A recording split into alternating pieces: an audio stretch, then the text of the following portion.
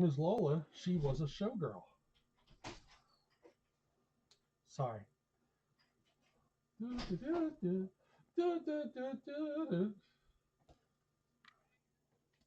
Oh, 2 minutes.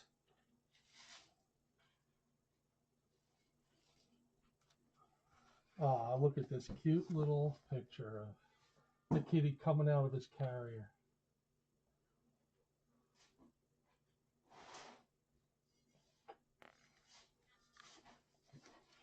Hello, Magic. Where are you at, Cheryl? It's warmer here, but it's still not. Thank you, Packerbacker. Still not, I would say, warm. I still have my jacket with me. Oh, are you back? Are you back?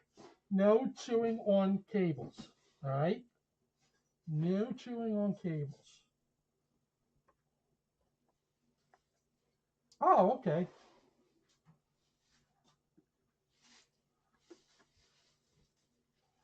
All right. I think we're going to get started. Lola gets a cat.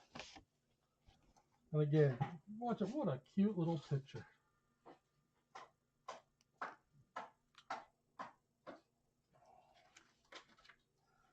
Lola loves cats. She wants a real one. Mommy says looking after her cat is a lot of work.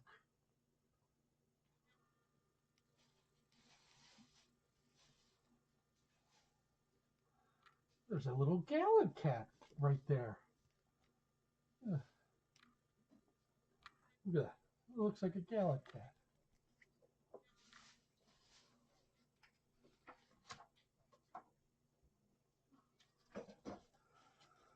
Lola decides to find out more. She learns that cats are super at smelling and hearing. Somebody is hissing in back of me.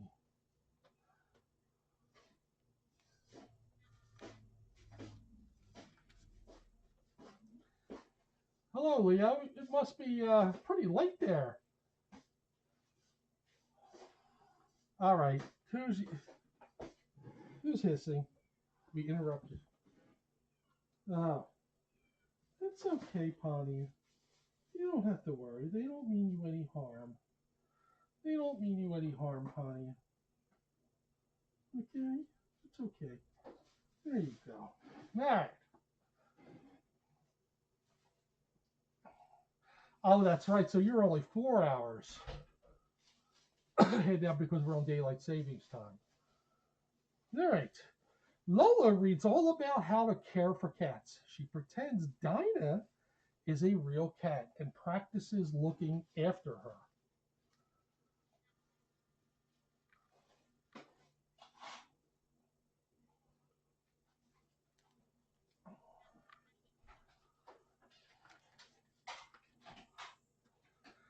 At last, Mommy agrees. Lola can get a cat. Mommy and Lola find out how to adopt one. At the cat shelter, they meet Jeremy. He shows them three perfect cats.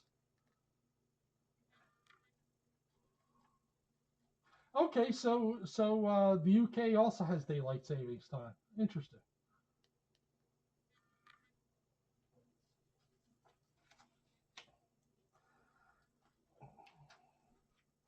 Before Lola can decide, one little cat chooses her. Jeremy says moving is scary for cats. He gives Lola a list of things that will help. Lola will be back as soon as everything at home is ready.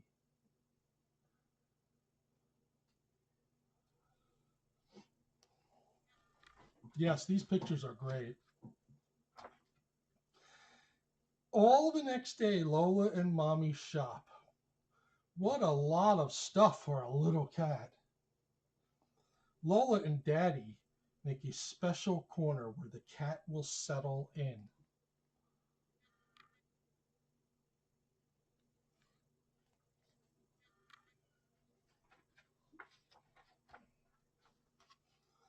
Finally, Lola is ready to bring her cat home. At first, the cat is afraid, but her own blanket makes her feel safe. Lola says not to worry.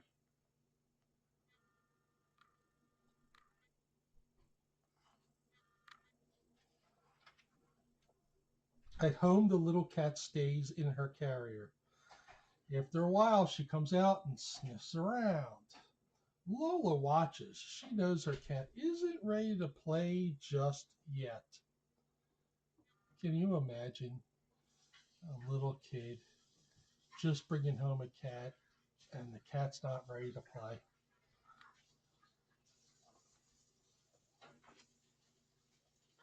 Lola decides to call her cat Makeda.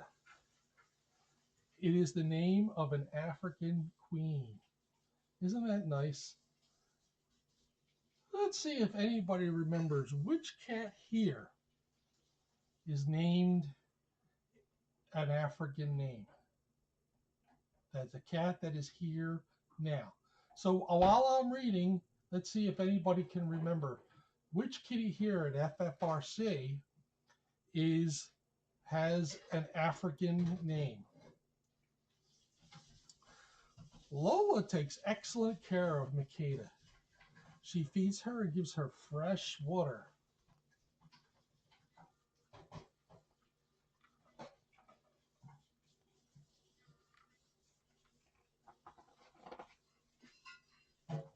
One day, Lola's friend Ty brings a special present for Makeda. Ty and Lola play with Makeda all afternoon.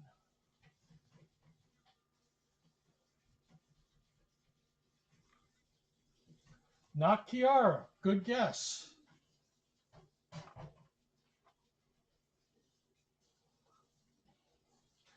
This cat has a special African name, and what the name is a special, it means something special in African. And I'll tell you more when somebody gets it. At last, Makeda feels right at home. Her favorite thing is to snuggle Lola.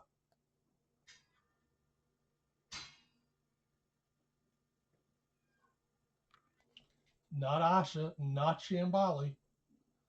Good guesses. Every evening, Lola reads to Makeda.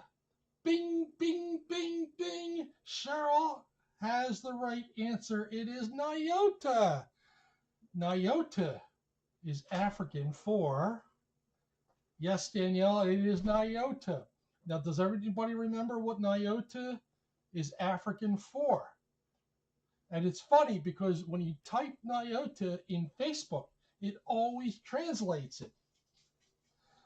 But you were absolutely right, Cheryl. So every evening, Lola reads to Makeda. Tonight's story is about a famous cat. Lola loves her new little cat, and reading with Makeda is the best of all. My aunt had a kitty named Michaela, so I keep saying Michaela. So, anybody guess what Nyota means?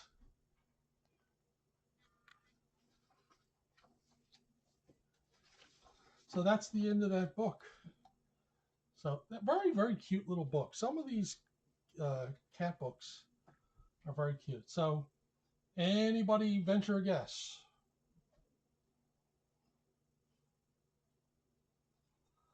That's okay, Stacy. No problem. Because the next book we're reading is the classic. Bingo, Roz. Roz is correct. Nyota is African for star. Now, I don't know which, where in Africa, but it means star.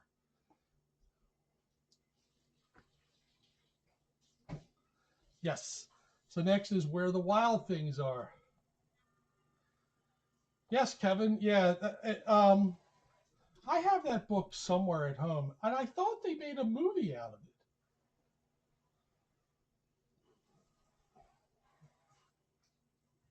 it. All right. So Where the Wild Things Are, which is a classic book.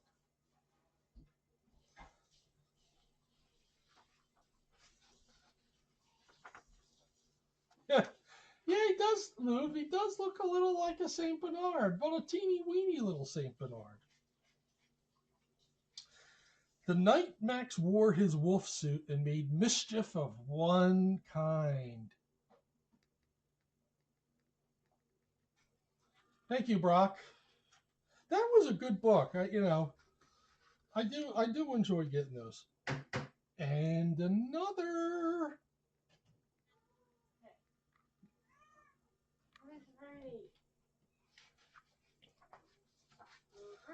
His mother called him Wild Thing, and Max said, "I'll eat you up." So he was sent to bed without eating anything.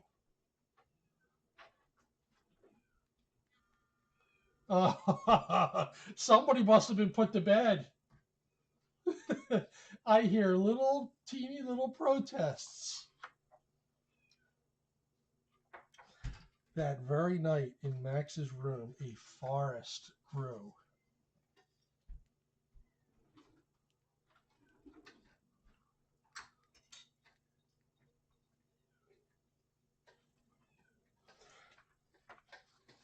And grew. Oh, there's more growling.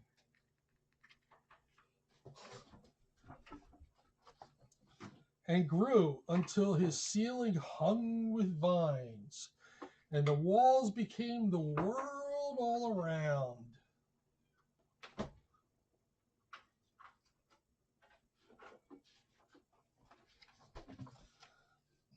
And the ocean tumbled by with a private boat for Max, and he sailed off through night and day.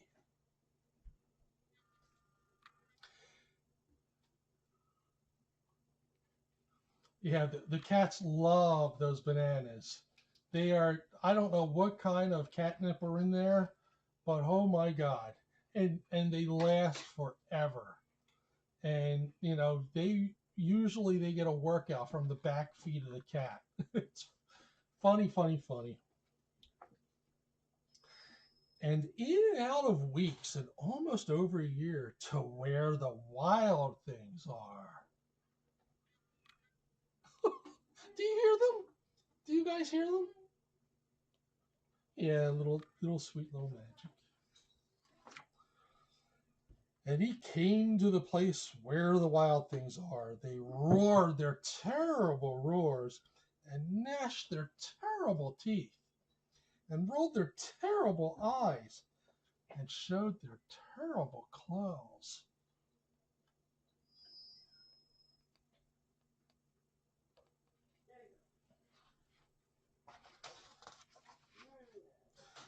Till Max said, "Be still," and tamed them with the magic trick of staring into all their yellow eyes without blinking once.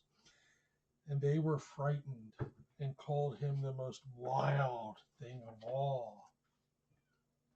Genie. Genie. You know what this reminds me of? The kitties, when we got our boy Guinness in 2010, he absolutely hated car rides. And he would meow, when we had to take him back to get his neuter. And it was a half hour away, and he would meow the entire half an hour. And it would drive my wife crazy. And I had to say, you have to learn to tune it out. D-Man is around. I did see D-Man. He was sleeping in the office when I saw him, and made him king of all the wild things. And now, cried Max, let the wild rumpus start.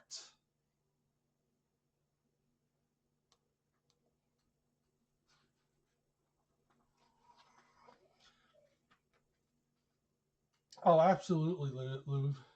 Cheryl, it was last year, matter of fact, when we moved from Virginia to here. It was a 12-hour ride with 6 cats in the car. But I do have to tell you, I had a plan. and I stuck to the plan, and it worked swimmingly. I basically put them all in carriers, and I covered all the carriers so that they couldn't see out. It worked wonderful. No accidents, no meowing. It actually worked so well that we stopped to get dinner, and I had to check on them to make sure they were still okay. So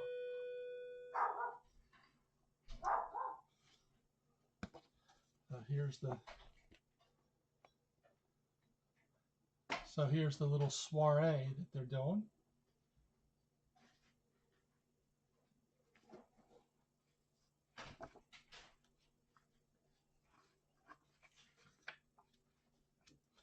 And a little bit more of that little soiree.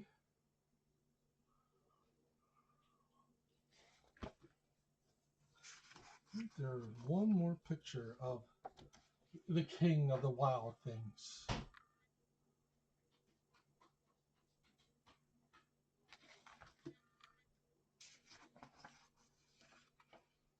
Yeah, well, it's funny because, everybody knows Gallant's story when he was here. He basically lived here in Defiance. When I adopted him, we went out to Virginia, and he lived his first few years in Virginia, and now he's back in Defiance.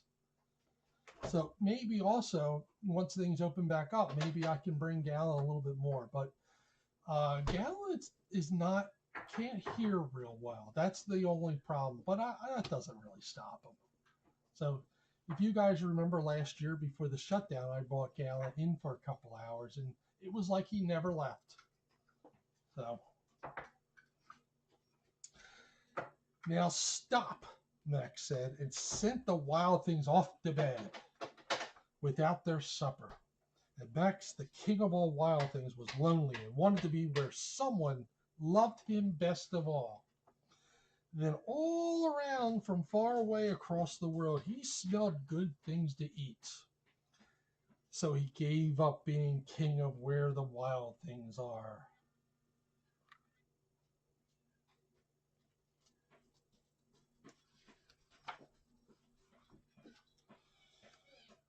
But the wild things cried, "Oh, please don't go. We'll eat you up. We love you so." And Max said, "No." The wild things roared their terrible roars and gnashed their terrible teeth and rolled their terrible eyes and showed their terrible claws. But Max stepped into his private boat and waved goodbye.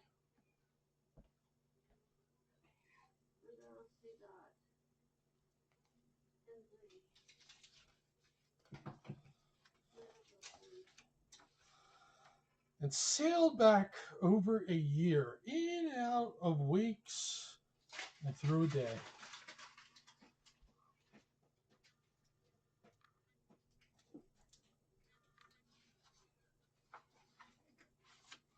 And into the night of his very own room, where he found his supper waiting for him.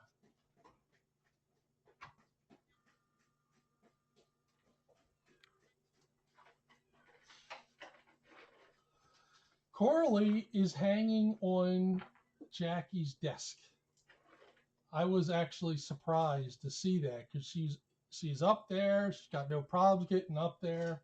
It was very cute. Yes, FFRC has had a couple dogs. And of course, there was the great little Jazzy was one. I forget the other name, but yeah, there was three at one time, and then of course, who could forget? Hi, Vince. So I don't know if I read that page. And into the night of his very own room, where he found his supper waiting for him. Thank you, Gary. And it was still hot. Cammy, that's right, Cammy. Trying to think. Of course, who could forget Daisy, who was only here temporary, and Craig adopted Daisy. I don't know if Craig is still out there. He was on half hour ago. Good night, everybody. Good night. Corley can get down by herself. That's amazing. Okay. Isn't that amazing? As long as the chair does not move, she can get down. Yeah. So I'm going to take just a 5-minute stretch break so that I can stretch my legs. And then we will read the other books. Hi. Good night, kitties. Hi, Janie.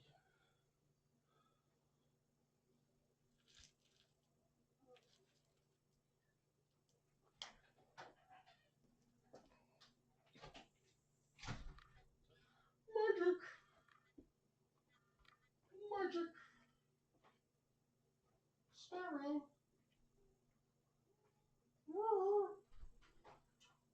You talk a lot there, Missy. Missy Kiara.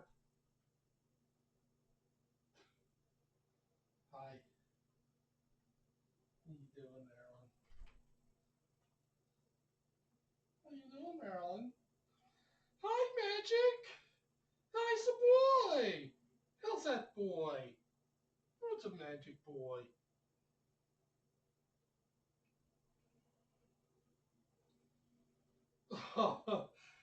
Every time I'm here, Magic has to play with my shoes. Every single time.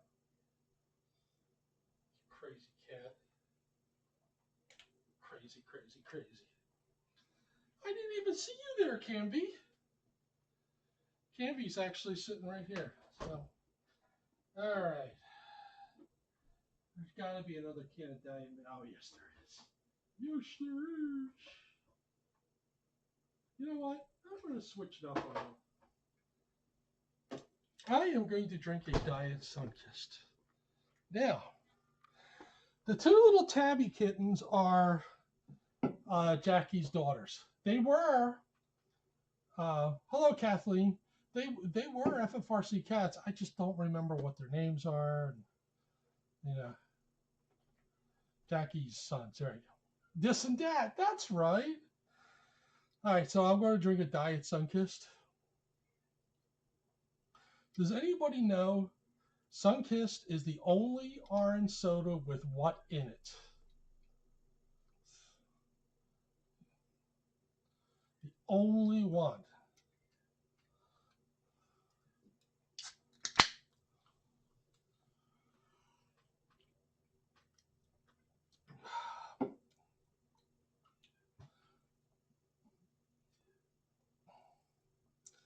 All right. I'm going to take the mask off. Next book. No roses for Harry. No soup for you. Phoebe and Ursula. Caffeine. That is correct, Danielle. Sunkist is the only orange soda that has caffeine in it. Also,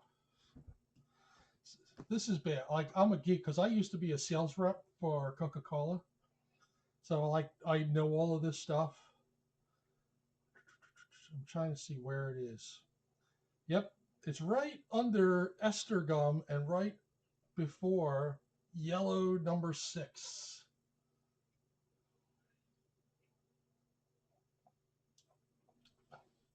Hi, Lou. They were running around. They're in bed now. They're in Patty's place. And if you hear, well, they're not yelling now, but they were yelling. They were not happy being put away. So, all right. No roses for Harry. This is the last of the Harry books. I think we've read all of them. I think there's 4 of them. All right. No roses for Harry.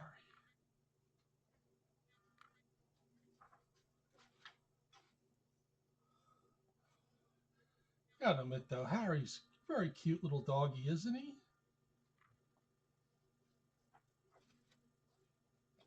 Harry was a white dog with black spots.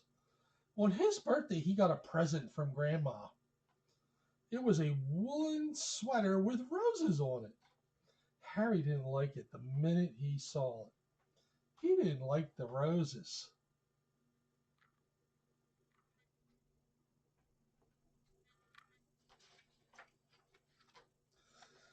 When he tried it on, he felt cozy and snug, but he still didn't like the roses. He thought it was the silliest sweater he has ever seen.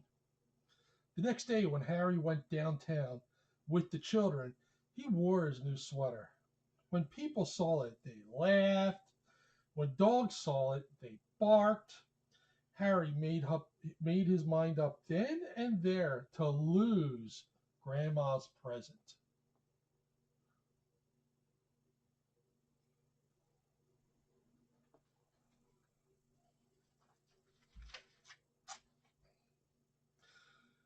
When they went into a big store to shop, the children took off his sweater and let him carry it. This was just what Harry wanted. First, he tried to lose it in the pet department. And look at the picture of him trying to lose the sweater in the pet department. Look, can you hear them? Can you hear them yelling? They're not happy. They want to get out. But a man found it and gave it back. Then he tried to lose it in the grocery department.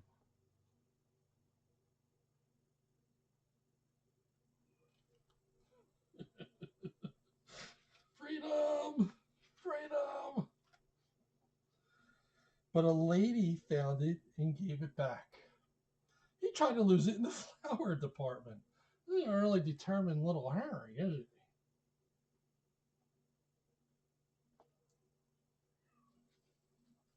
Oh, that was such a sad little meow. But a little boy found it and gave it back. The children didn't let Harry carry it anymore.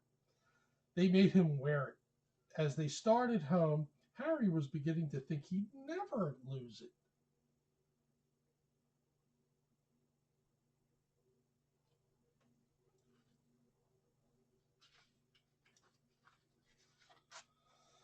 When he got home, his friends were waiting to play with him. But Harry didn't feel like playing, so they left him alone.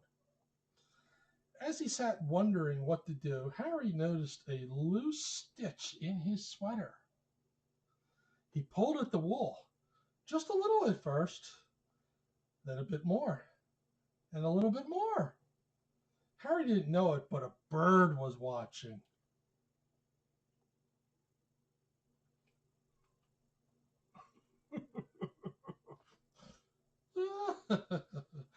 Oh, they're still meowing. In a minute, Harry had pulled out quite a long piece of the wool. The end of it lay on the grass behind him. Good night, Roz. Have a good night. The end of it lay on the grass behind him. Suddenly, the bird flew down. Quick as a flash, she took the end of the wool in her beak and flew away with it. It all happened before Harry could even blink.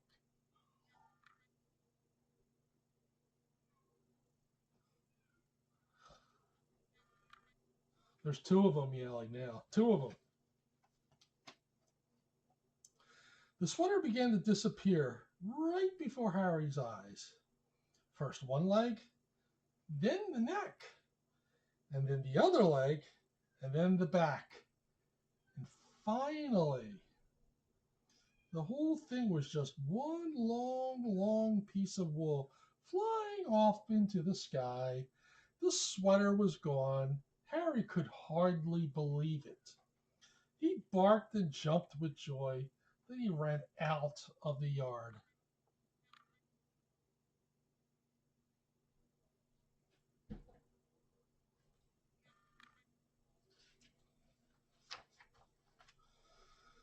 He ran down the street barking, thank you, to the bird over and over again. The bird and wool were just a tiny speck in the sky, but Harry kept following them.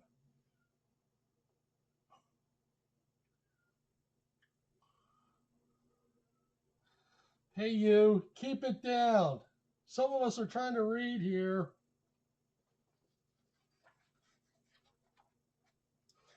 He came home thirsty and tired and was having a drink from the kitchen when the children ran in. We got a letter from Grandma, one of them said. She's coming to visit us, shouted the other. Harry thought of the sweater and his tail drooped. Before Grandma came, the family looked everywhere for the sweater. They wanted her to see how nice Harry looked in it. Of course, they couldn't find it. Only Harry knew why.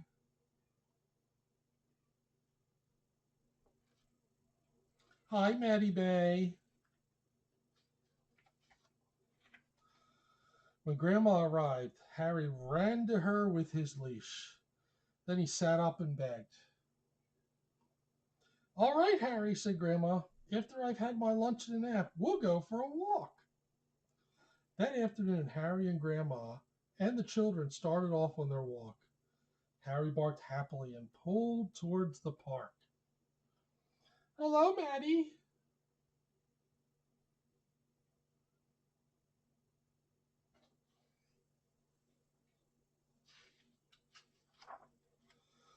When they got to the park, Harry pulled harder. The children let him off his leash, and he ran on ahead. He seemed to be looking for something. All at once, he stopped under a big tree. He looked up and began to bark and wag his tail. Grandma and the children came running.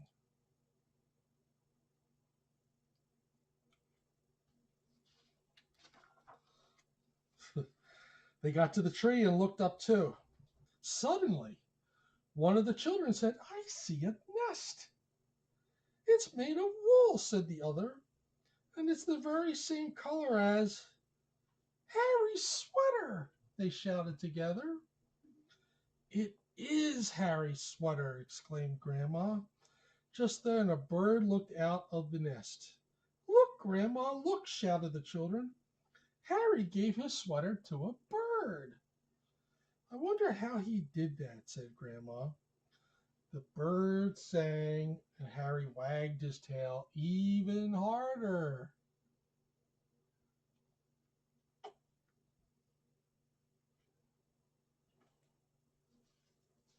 What are you doing down there? At Christmas, Harry got a present from Grandma. It was a new sweater. Harry liked this one very much. When he tried it on, he felt as cozy and snug as the bird in the nest. But best of all, it was white with black spots.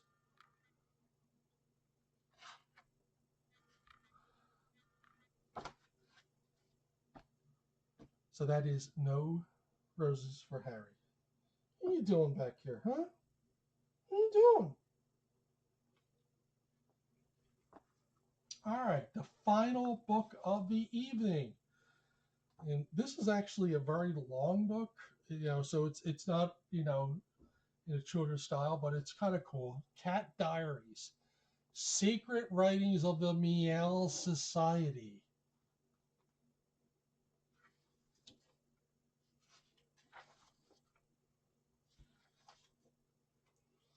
First chapter is called Full Moon, Empty Streets.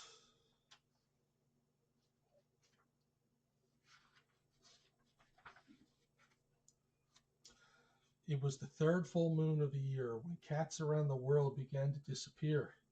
The alleys and streets were quiet. Trash cans stood untouched, lids strangely in place. Dogs sniffed the air anxiously while mice ran freely, unafraid of predators. Music drifted from apartment windows unaccompanied by feline howls. The cat population had a meeting to attend. Large and small, old and young, cats headed to an old abandoned theater. When the room was filled, the eyes of the cats focused toward the front, where a large gray cat with battle scars made his way to the stage. He spoke. I, Ebenezer, call the meeting to order. This better be good, called a calico from the back. I had the plot for 3 days to to get out of the house to come. Siamese slunk back and forth along the sideline. And I don't have claws, so I took a big risk getting here. A fat cat yelled. It rained yesterday. You know how I hate to get my feet wet? But I did it just to get here, even though I heard we might be meeting with dogs. Dogs? A kitten asked, shaking. That was just a rumor, Ebenezer said. There was some discussion about a possible meeting with the Wolf Society. Words of our friends. You see, dogs have written diaries too. Dogs? Diaries? Our dog can't even clean himself, a cat yelled. How many dogs have enough sense to write a diary? Said an alley cat. I agree. The dog in my house could no more write a diary than climb a tree. Not so fast, Ebenezer said. I've read some dog diaries. The stories aren't bad. So here's some pictures.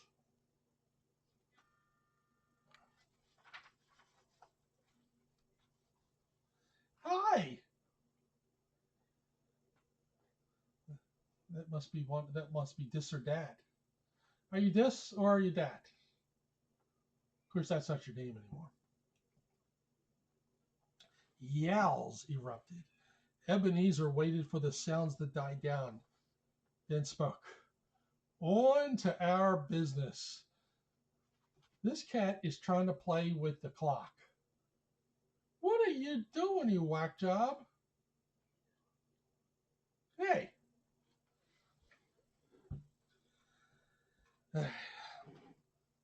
Tell us more, called a young cat from the third row. This is my first meeting.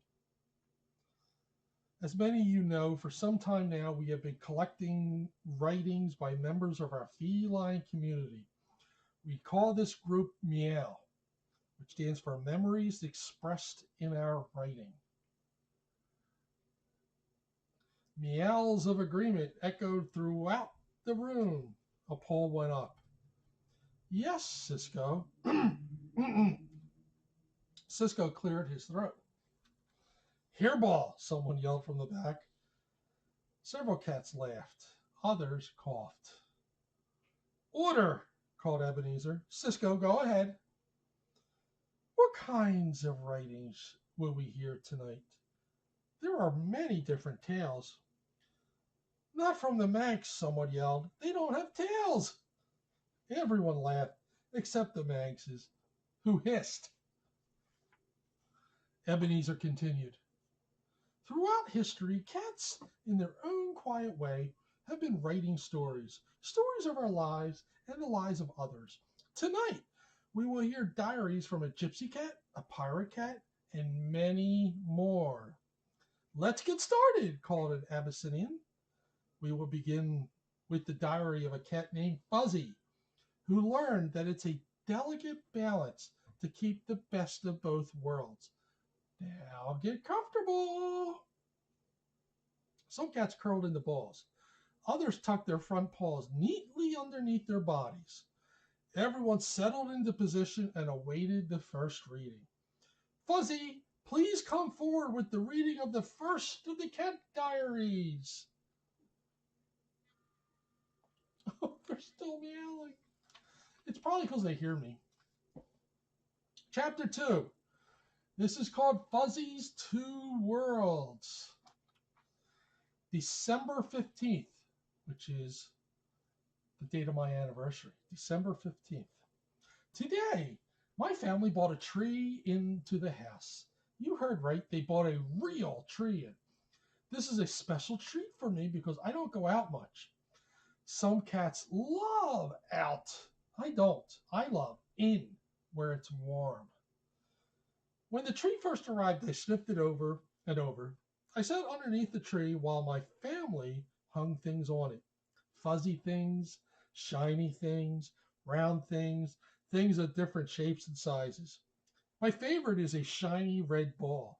It's better than all of my cat toys put together. I planned to sleep under the tree all night and let the rich smell of pine fill my nostrils. Now that I have my own tree, my life is complete. I have the best of both worlds, in and out. December 16th. Today, my life is not complete. Today, I do not have the best of both worlds. This morning, I was under the tree, letting the smell of pine wash over me, when suddenly I had the most fantastic idea. I decided to climb the tree. I have sharp claws. I could do it. I looked up. My red, shiny ball was hanging on one of the top branches, swinging slightly, as if to say, "Come on up." Yeah, you know, "I'll be right there," I purred. I tested the tree, first with one paw, then the other. It felt firm, solid. I started up, squeezing past branches, dodging lights. I was halfway up when I stopped to swat a few items hanging from the outer branches. It was fun. I continued to climb, past balls, past beads. Then I felt a slight sway. I stopped. It must have been my imagination. I moved slowly to the next branch. Another sway. I paused to give the tree a chance to settle down. I moved carefully to the next branch. Yes, indeed, this was perfect. Wait a minute. Did the tree move again? No, wait. Yes, it did move. It's moving more. This is not good. Not good at all. I think I'm going down. The tree crashed into the middle of the room, taking me with it. We hit the floor with balls and beads flying everywhere. Then it was quiet. I got up and shook myself off. What do you know? The shiny red ball was right at my feet. I batted it around a few times. Fuzzy! Someone yelled from another room. Fuzzy! Others cried, hurry again. I was beginning to get a bad feeling about this. They weren't happy. Somebody picked me up. Fuzzy, out! Someone yelled. Out! I meowed. I love in. Wait, don't put me out. Slam. The door closed. Quickly, I ran to the side window. Sometimes they let me in when I'm in at that window. Here I am, I cried, shivering. They ignored me. Let me in, I yelled. They ignored me. They were busy fixing the tree. You know you're going to let me in eventually, I whimpered. And then I noticed they were hanging my red, shiny ball back to the tree on that same high branch where the good view is. Suddenly, I was not worried. I'm sure they will let me in because they always do. Soon I will be warm. I will be back under my tree smelling the pine. I will climb to that high branch and sit next to my red, shiny ball. Once again, I will have the best of both worlds, in and out. So that's the end of chapter 2. Next is chapter 3. Did you get your kitty fix, Mark? Looks like most of the cats are kind of out for the night. And of course, the kittens, they're just protesting. All right, chapter 3. Rama, the Gypsy Cat, Kansas, 1900, read by Ebenezer. Day 1. Tonight the music is sad, the gypsy woman said. I was on her lap, purring. I have 2 purrs.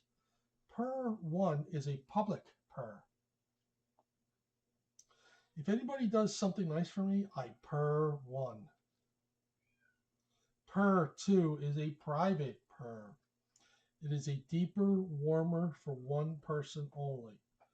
My purr 2 is only for the gypsy woman.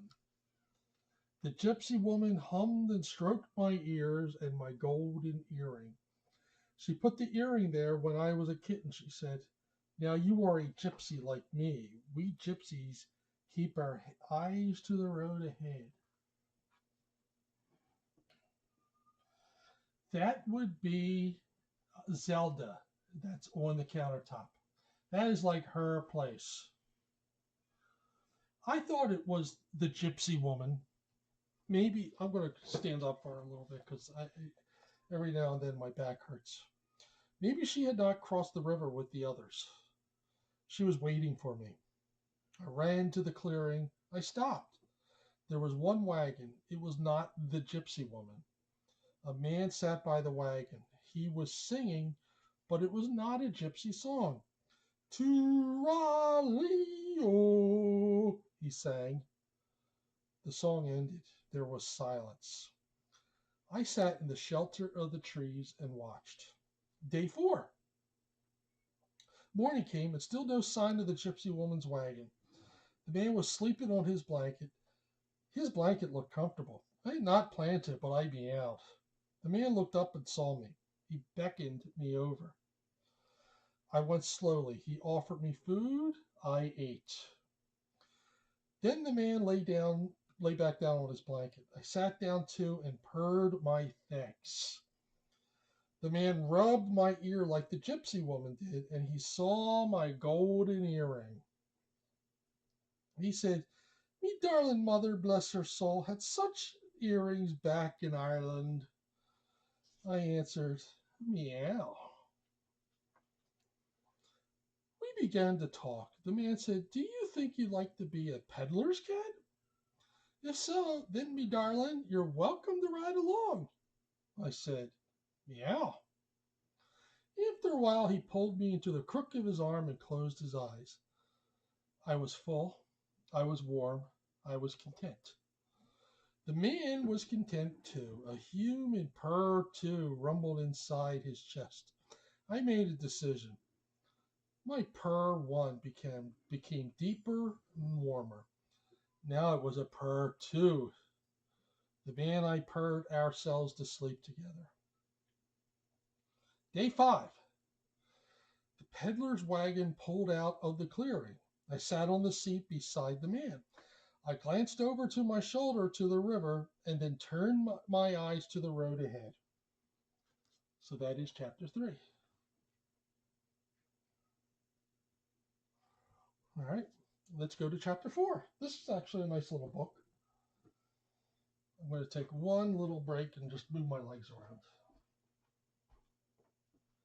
Guys, where's the party? Oh. Hi, what are you looking at?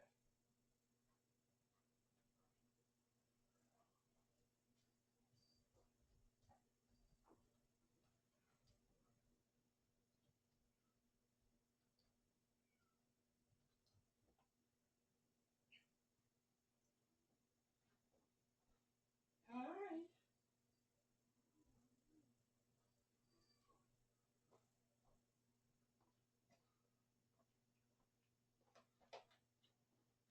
Well, I thought they were in Patty's place. They're not in Patty's place. They're actually in the back thumper's room.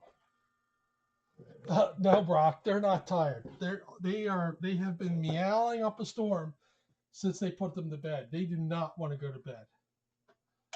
So, all right. I think I'm going to read one more chapter. Well, these are small chapters. And then we can continue this next week. Chapter 4 is called Library Cat. There is a large hedge in front of an old red brick building at the corner of Irwin and Vine Streets. In front of that building, I was born and lived. But inside that wonderful building, I found my life. One morning, a big yellow bus pulled up in front. Children got off and I watched. I felt small and afraid, but my curiosity got the best of me. When they went up the steps and through the door, I followed.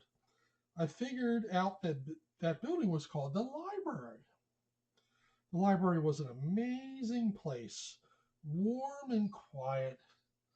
The children's voices hushed as they filed through the rows of books and settled in a most wonderful place. It was a room filled with sun, a floor covered with pillows of every color, and walls lined with the most amazing things. Books. I snuggled down beside a girl who began to stroke my back. I purred softly and felt pure contentment. Sun filtered in through the windows, and the children shifted and found comfortable resting spots. A man in a red sweater with a kind face settled in a rocking chair, picked up a book from the top of the stack, and began to read. In the story, an old man and his wife gave one lonely kitten a home. But then the old man and woman took in more and more cats until they had millions of cats. Finally, the cats disappeared and the one cat was left. We read this book. Remember we read Millions of Cats here a few weeks ago? That's where this story is from. As I listened to the story, my heart pounded. I hung on every word and I learned about myself. I could be loved too. Maybe I could find a home like the kitten in the story. I rolled over beside the girl and slept. This might be the perfect home. When the children left, I stayed, snuggling down in the colored pillows. The man in the red sweater said, "Well, what do we have here?" He picked me up and looked me over. I purred and rubbed my head on his hand. He rubbed back. I liked the man right away. "Okay," he said, "maybe you can stay, but just until we find you a home." He made a sign that said "Free Kitten." He gave me half of a tuna sandwich and a bowl of water. That afternoon, more children came, and I hurried to the story nook.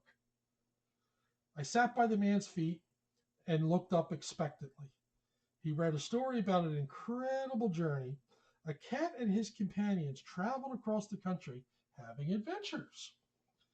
I drew closer to the man's feet. I did not want to go to any adventures, but as I listened, I felt my heart pound harder.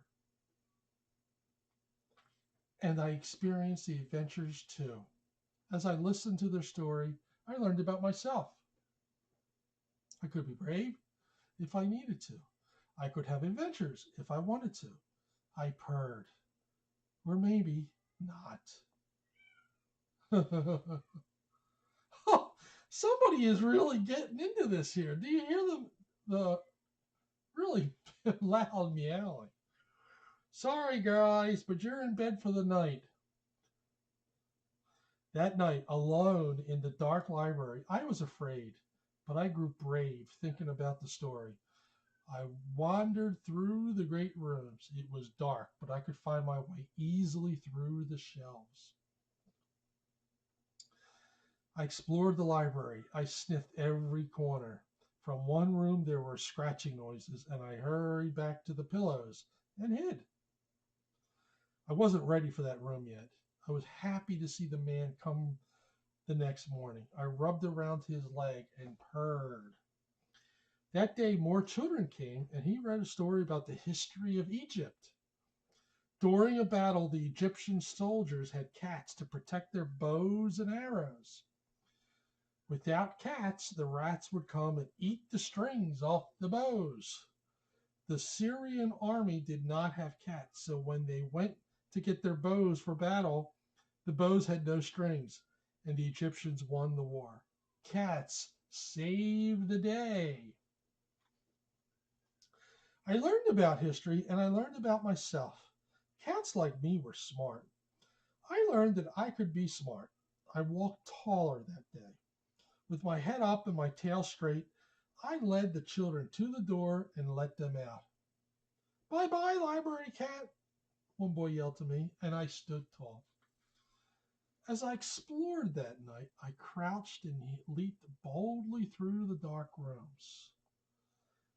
As I thought of the room with the scratching sounds, I thought about the cats in Egypt who saved the battle and fought the rats. I listened and heard the scratching again, but this time I went inside. The next morning, when the man came in, I put the mouse at his feet as a gift. Aha! Ah, he said, I guess we need a cat around here after all.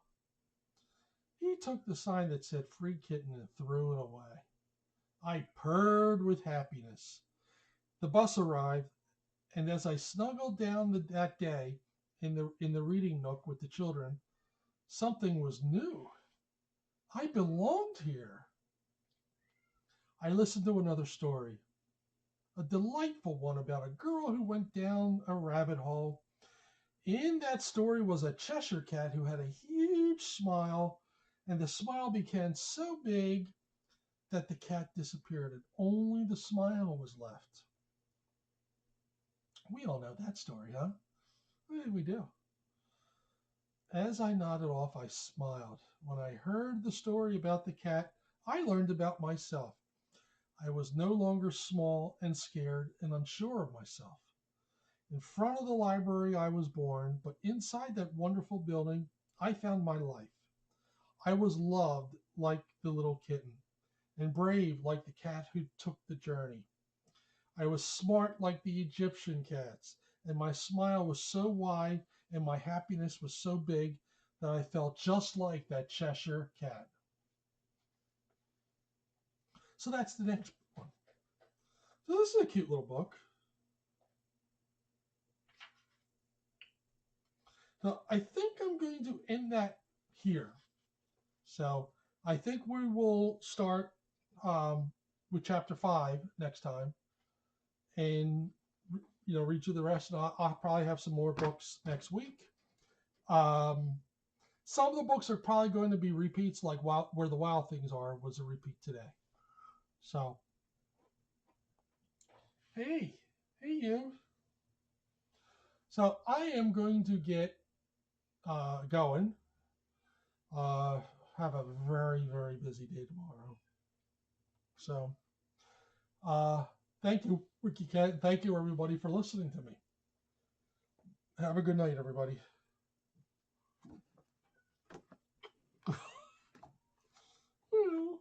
Thank you, Danielle. Thank you, Cheryl. Maybe when thank you, Craig. Maybe as I'm heating up my dinner, maybe I'll pop it on my phone. Hi.